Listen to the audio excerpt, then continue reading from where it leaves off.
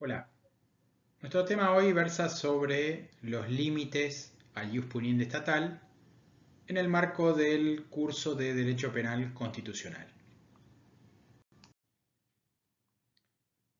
Como sabemos, el poder penal es demasiado grande para dejarlo, sin más, en manos del Estado. Es necesario fijarle límites.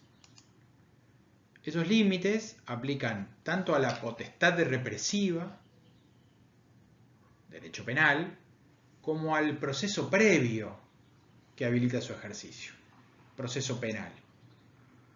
Provienen estos límites de los que hablamos tanto de la Constitución Política del Perú como de los pactos internacionales de derechos humanos.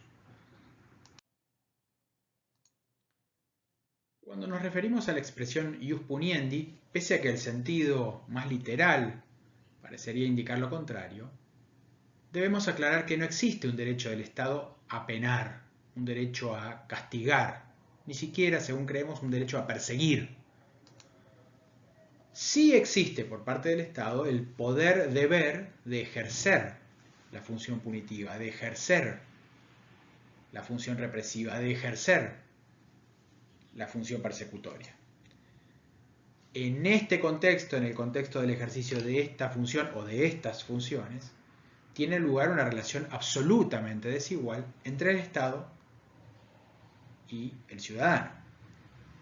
Es por esa razón que el poder penal del Estado no es ni debe ser absoluto. Por ello se le fijan límites al ejercicio de esa función.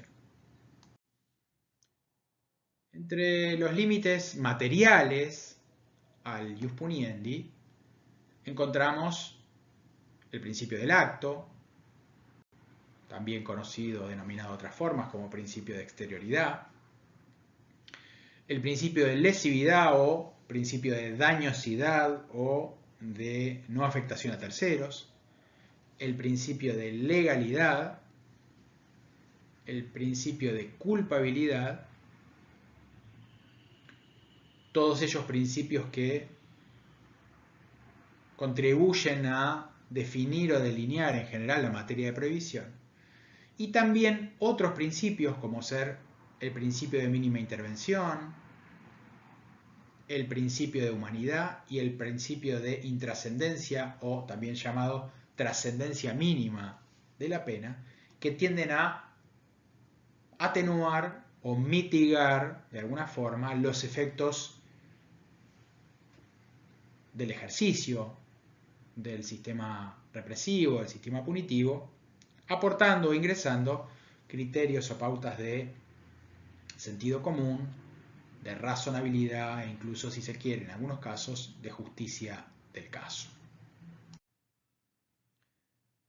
Obviamente, además de los límites sustantivos, materiales de los que venimos hablando, existen también límites de naturaleza formal, de naturaleza procesal. Ahora bien, ¿cuál es el modelo de proceso que trae la Constitución? En primer lugar, lo que tenemos que decir es que no es posible pensar en el proceso como un medio, sino como un fin. El proceso debe reglamentar mandatos constitucionales y convencionales. El proceso es un método de debate sometido a reglas que tienen fundamentos constitucionales y convencionales. Queremos hacer hincapié en esto que acabamos de decir. El proceso penal tiene que reglamentar mandatos constitucionales y convencionales. No es posible pensar en el proceso como un medio, sino como un fin. El proceso no es ya un mero procedimiento, una mera sucesión de actos sucesivos, protocolizados, concatenados, normalmente por razones cronológicas. Ya no es esto. El proceso no es un sinónimo de un procedimiento y no es ya un medio, es un fin en sí mismo. El proceso es, así visto, un método de debate dialéctico entre dos partes que debaten entre sí de manera pacífica y que concurren además en pie de igualdad ante un tercero que es neutral e imparcial, que decidirá en definitiva, sobre el conflicto y que, en su caso, dispondrá lo necesario para ejecutar aquello que haya resuelto. Entonces, de manera coherente con las ideas que venimos expresando, el derecho penal solo puede castigar conductas humanas que perjudiquen a un tercero. Esas conductas deben estar previamente establecidas en una ley en sentido formal, de manera clara y precisa. El autor debe ser responsable de esa conducta, a título de dolo o culpa, y debe haber tenido la posibilidad de comportarse de un modo distinto al que lo hizo. Finalmente, para determinar si alguien cometió un delito y el eventual reproche que le corresponde, debe llevarse a cabo un proceso debido y justo.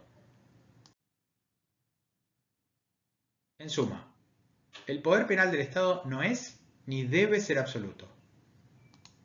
Tanto la Constitución Política del Perú como los pactos internacionales de derechos humanos imponen límites claros, sea materiales, en el sentido de sustantivos, o formales, en el sentido de procesales. De estos límites en particular hablaremos en lo que resta del curso. Muchas gracias.